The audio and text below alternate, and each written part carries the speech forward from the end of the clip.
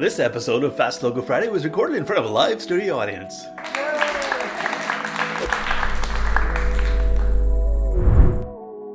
Hey, it's Aaron of Square Thunder. This is episode number 8 of Fast Logo Friday, where every week I design a logo based on a random weird word.